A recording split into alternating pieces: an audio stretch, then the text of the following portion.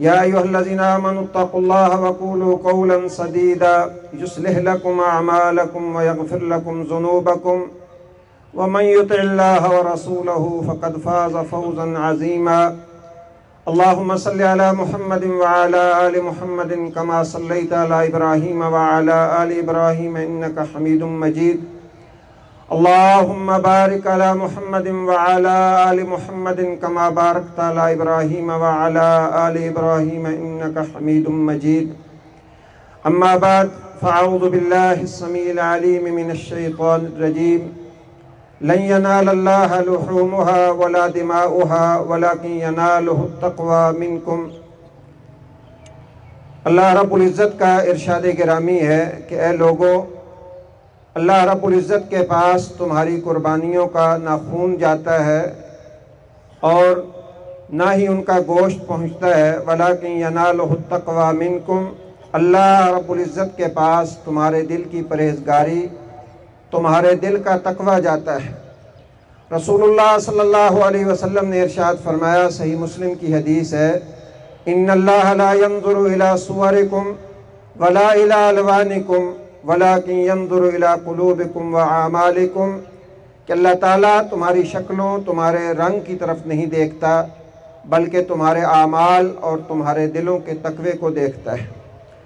آج الحمدللہ ہم مسلمان ایک عظیم عید کا اجتماع جو ہے اس کے لیے اکٹھے ہوئے ہیں، جس کا مقصد اللہ رب العزت نے یہ بیان فرمایا ہے کہ تمہارے اندر اللہ کا تقوی، اللہ رب العزت کی پرہیزگاری پیدا ہو جائے.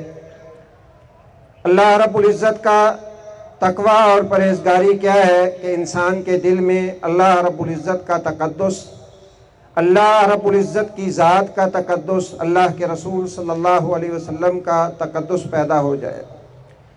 اللہ رب العزت کا تقدس اللہ کی توحید ہے، اور نبی کریم صلی اللہ علیہ وسلم کا تقدس، آپ صلی اللہ علیہ وسلم کی ختم نبوت کا تقدس یہ ہے کہ انسان اپنا اوڑھنا بچھونا، چلنا پھرنا، اپنا کردار، اٹھنا بیٹھنا رسول اکرم صلی اللہ علیہ وسلم کے طریقے کے مطابق بنا لے. جس عظیم نبی کی سنت کا احیاء کرنے کے لیے ہم یہاں جمع ہوئے ہیں، نبی کریم صلی اللہ علیہ وسلم، آپ کو بھی اللہ رب العزت نے یہ حکم دیا، ان اتبع ملت ابراہیم حنیفا، کہ ابراہیم خلیل اللہ میرے وہ عظیم پیغمبر ہیں کہ اے میرے نبی آپ بھی ان کی ملت کی پیروی کیجئے.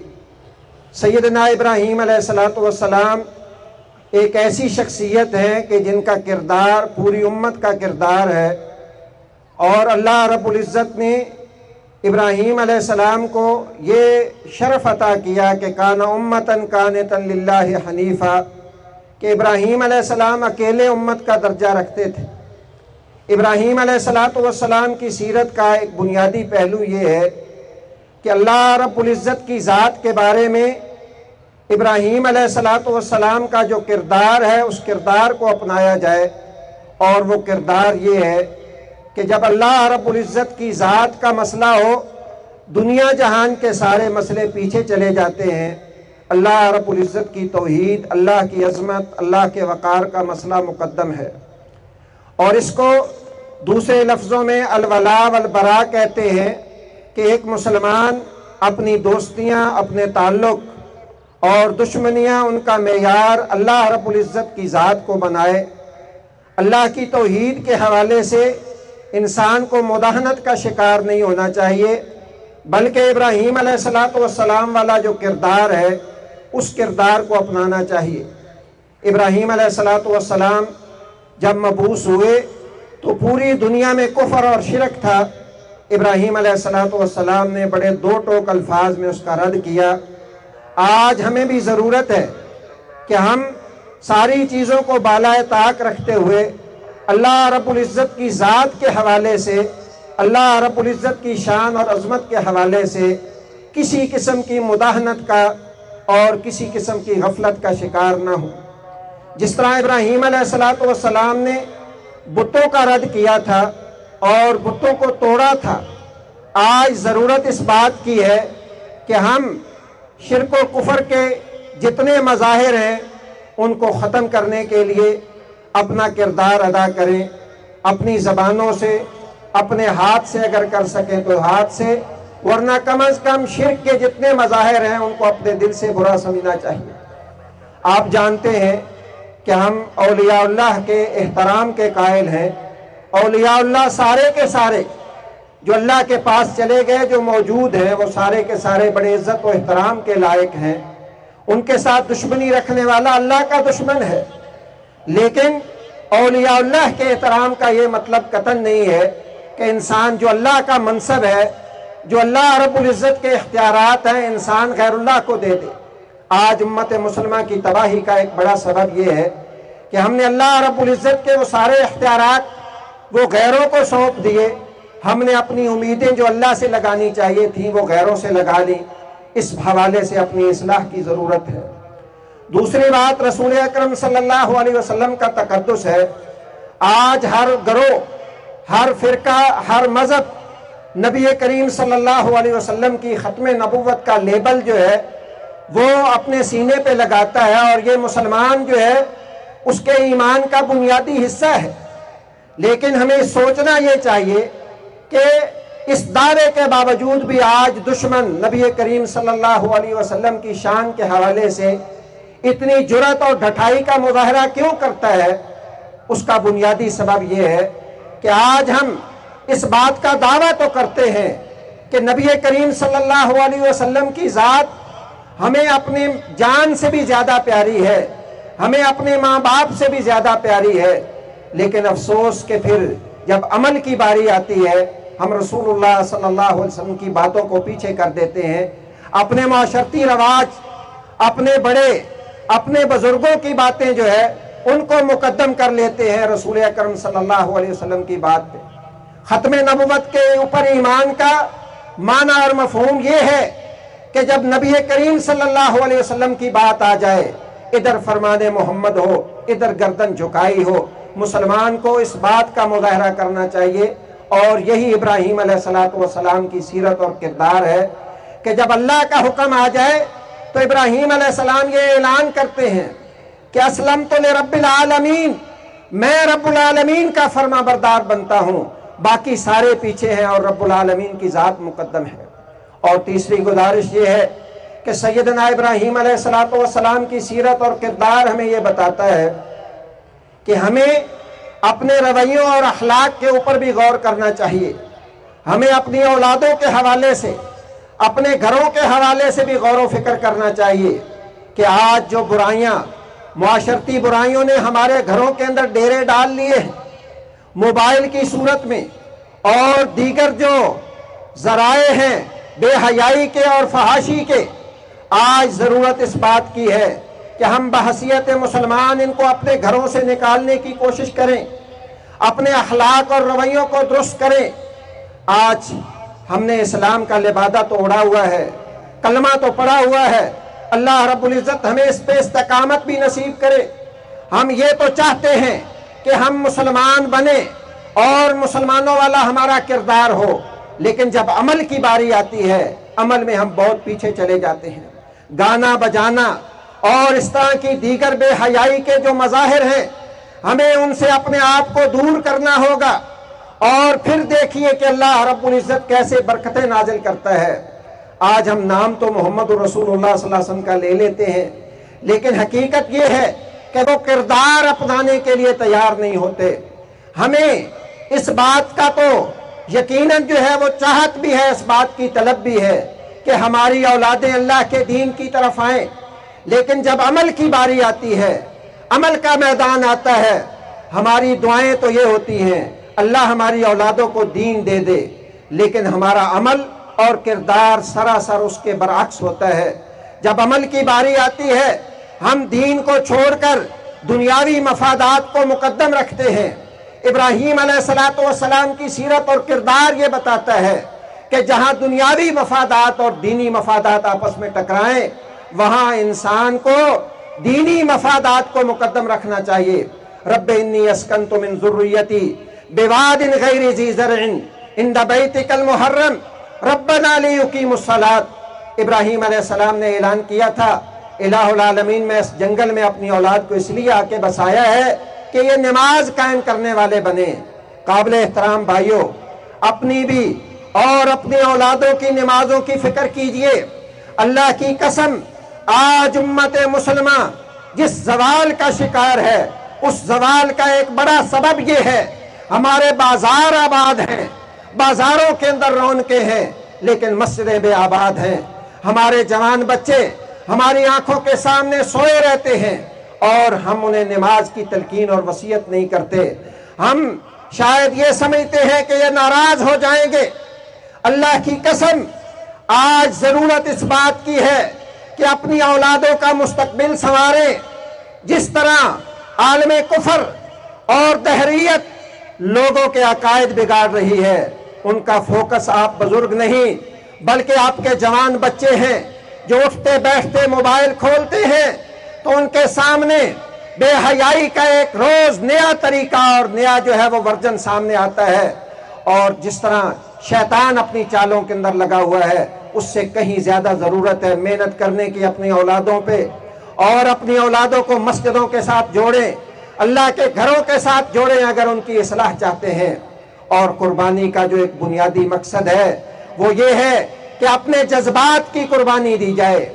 جانور کی قربانی تو ایک ظاہری علامت ہے، ظاہری نشانی ہے جو شعائر اللہ میں سے ہے، لیکن اصل مقصد سیدنا ابراہیم علیہ السلام کا بیٹے کے خون سے کعبے کی دیواروں کو رنگین کرنا نہیں تھا، بلکہ اپنے جذبات اور احساسات کی قربانی دینا مقصود تھا۔ آج گھر گھر میں جھگڑا ہے، اختلافات، انتشار، بغض، حسد، اس نے آج محبتیں چھین لی ہیں اور ہمارے گھروں سے خیر و برکت اٹھ گئی ہے۔ اس کی بڑی وجہ یہ ہے کہ ہر انسان مفاد پرستی کے اندر پڑ گیا ہے۔ انا پرستی نے ہمیں ایسے گھیرا ہے کہ سگے بھائی، سگے بہنیں ایک دوسرے کے ساتھ بولنے کے لیے تیار نہیں ہیں، اور اس قدر ہم دور ہوتے چلے جا رہے ہیں کہ وہ معاشرہ جو کبھی محبت کی مثال تھا، آج خود پرست، خود جو ہے وہ اپنی ذات سے آگے کوئی دیکھنے کے لیے، سوچنے کے لیے تیار نہیں ہے۔ خدا را اپنے دلوں سے بغض اور حسد کو نکالیے۔ یہ قربانی کا فائدہ تو تب ہے کہ جب آپ اپنے جذبات کی بھی قربانی دیں، اپنی خواہشات کی بھی قربانی دیں۔ رسول اللہ صلی اللہ علیہ وسلم نے فرمایا تھا، دبا الیکم داء الامم قبلکم الحسد والبغضاء، یہ حسد اور بغض یہ پہلی امتوں کی بیماری ہے۔ فرمایا یہ تمہارے اندر سرایت کر چکی ہے، یہ مونڈ کے رکھ دینے والی ہے، صفایا کر کے رکھ دینے والی ہے۔ فرمایا یہ بالوں کو نہیں مونڈتی بلکہ انسان کے دین کا صفایا کر کے رکھ دیتی ہے، دین کو مونڈ کے رکھ دیتی ہے۔ خدا را اپنے دل میں دوسروں کی ہمدردی پیدا کیجئے، رشتہ داروں کے ساتھ صلہ رحمی کیجئے، ایک دوسرے کے دکھ درد میں شریک ہونے کی کوشش کیجئے۔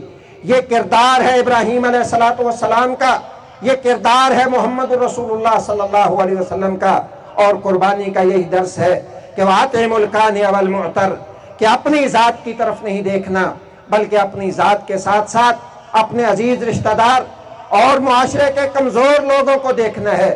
اصل حقیقت یہ ہے کہ زندگی وہی ہے جو انسان دوسروں کے لیے جیتا ہے۔ رسول اللہ صلی اللہ علیہ وسلم سے پوچھا گیا، اللہ کے رسول، ای الناس افضل، لوگوں میں سب سے افضل کون ہے؟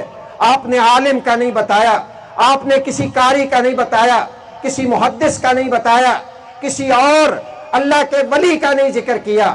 فرمایا انفعہم للناس، جو لوگوں کے لیے جتنا زیادہ مفید ہے، جتنا زیادہ فائدہ مند ہے، وہ اللہ کے نزدیک اتنا ہی زیادہ افضل ہے۔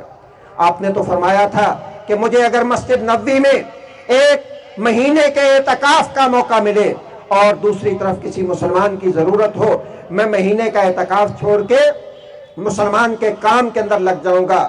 آج ضرورت ہے، جس مہنگائی کے دور سے ہم گزر رہے ہیں، حقیقت یہ ہے کہ ایک دوسرے کے ساتھ تعاون کرنے کی، ایک دوسرے کے دکھ درد کو سمجھنے کی ضرورت ہے۔ اور آخری گزارش میں یہ کروں گا کہ قربانی کے اس موقع پہ بھی اپنے ان بھائیوں کو ضرور یاد رکھیں جو آپ کے آس پاس رہتے ہیں اور اس قربانی کے اندر شامل نہیں ہو سکے۔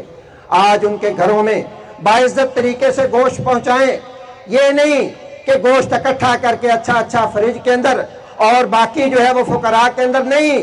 میرے بھائیوں، ہم لاکھوں لگا کے ہزاروں لگا کے اللہ کو راضی کرنے کے لیے قربانی کرتے ہیں، تو لوگوں کو بھی اپنے کھانے کے اندر، اپنے پینے کے اندر شریک کریں۔ رسول اللہ صلی اللہ علیہ وسلم عید والے دن خصوصی طور پہ صدقہ و خیرات کرتے تھے، صدقہ و خیرات کی ترغیب دلاتے تھے۔ ضرورت مند جو ہے ان کے چولہے نہ بجھنے دیں، لوگوں کی امیدیں نہ کٹنے دیں، اور کوشش کریں کہ لوگوں کے دکھ درد میں شریک ہوں، اور معاشرے کے اندر ہمدردی کا رویہ پیدا کریں، ہمدردی کے رویے کو فروغ دیں۔ ایک دوسرے کا مال کھانا، ایک دوسرے کے اوپر زیادتی کرنا، یہ چھوڑ دیں اللہ کی قسم۔ یہ زندگی ختم ہو رہی ہے اور یہ برف کی طرح پگھل رہی ہے۔ آج آپ کسی کا حق مار بھی سکتے ہیں، لیکن کل اللہ کے سامنے آپ نے کھڑے ہو کے اس کا جواب دینا ہے۔ آج ضرورت اس بات کی ہے کہ معاشرے کے اندر دوسروں کو اپنی ذات پہ ترجیح دیں اور ان چیزوں کے اوپر فوکس کریں کہ ہم معاشرے کے اندر امن و امان اور معاشرے کے اندر استحکام پیدا کر سکیں۔ سود کی لعنت سے اور جھوٹ فراڈ کی لعنت سے اپنے آپ کو بچائیں۔ حکومتیں کریں نہ کریں، یہ ہم جو ہے کم از کم اپنی ذات کی حد تک تو ان چیزوں کو چھوڑ سکتے ہیں۔ جھوٹ ہے، فراڈ ہے، دھوکہ دہی ہے، اور اسی طرح سود اور دیگر حرام کے جو معاملات ہیں ان کو چھوڑ کے اپنے رزق کو پاکیزہ کیجئے۔ یقین جانیے آپ کی زبان سچی ہو جائے، آپ کا رزق پاکیزہ ہو جائے، پھر اللہ رب العزت کی خیر اور برکات دیکھیے۔ اور آخری گزارش یہ ہے کہ دوسروں پہ تنقید کی بجائے اپنی ذات کی اصلاح کی کوشش کیجئے۔ آج میرے سمیت ہم میں سے ہر شخص دوسروں کی اصلاح کی کوشش کرتا ہے، لیکن اس چراغ کی مانند ہے جو خود تو جلتا ہے، دوسروں کو روشنی دیتا ہے، لیکن اپنی ذات کو تاریک کر لیتا ہے۔ آج مسلمان کا کردار یہ بن چکا ہے، وہ دوسرے کے کردار پہ انگلی اٹھاتا ہے لیکن اپنے کردار کی اصلاح کی کوشش نہیں کرتا۔ اللہ ہمیں اس کی جو ہے وہ اپنی اصلاح کی کوشش کی اللہ رب العزت ہمیں توفیق عطا فرمائے۔ اور آخر میں ان احباب کا شکریہ ادا کرتا ہوں جو ہر سال گراؤنڈ کے اس میدان کے اندر ہمارے لیے یہ اہتمام کرتے ہیں، صفائی کا اہتمام کرتے ہیں اور دیگر جو ضرورتیں ہیں ان کو پورا کرتے ہیں۔ مقامی انتظامیہ جو ہے اللہ رب العزت، پولیس کا محکمہ ہے، دیگر کمیٹی کے احباب ہیں، سب کو اللہ رب العزت جزائے خیر عطا فرمائے کہ جو ہمارے لیے جو ہے یہ سہولت فراہم کرتے ہیں۔ اللہ رب العزت ان کو جزائے خیر عطا فرمائے۔ جو بیمار ہیں گھروں میں، اسپتالوں میں، اللہ رب العزت انہیں شفائے کاملہ عاجلہ عطا فرمائے۔ جو اللہ کے پاس چلے گئے ہمارے ملنے والے جاننے والے مسلمان بھائی، اللہ سب کو معاف فرمائے اور ان کے درجات بلند فرمائے۔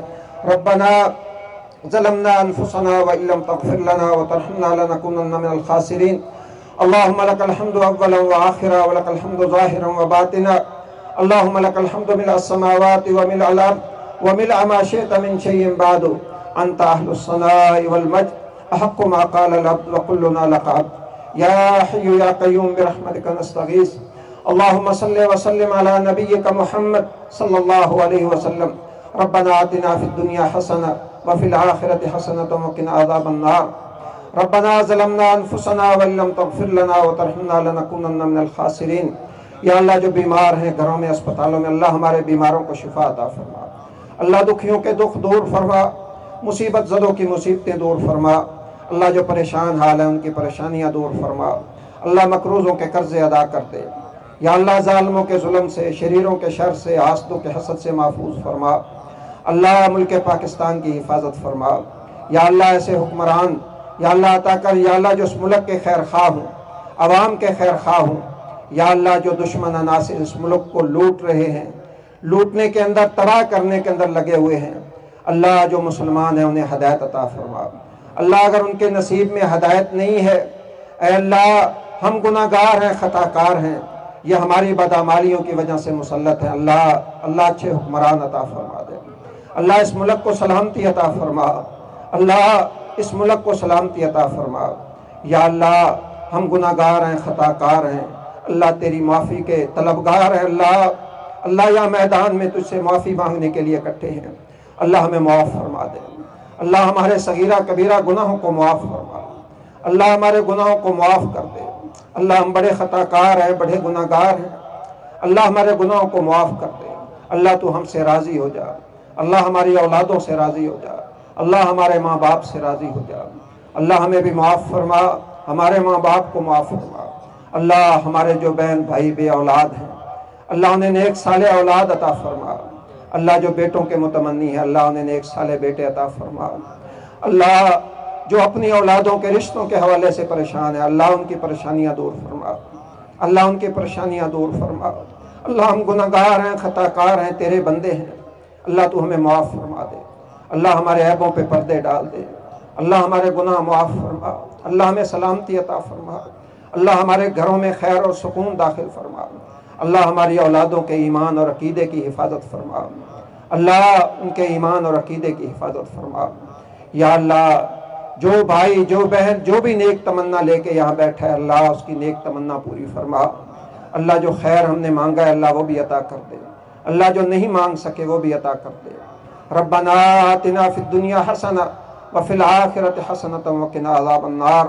صلی اللہ تعالی علی خیر خلقہ محمد وآلہ وصحبہ اجمعین برحمتک یا ارحم الراحمین۔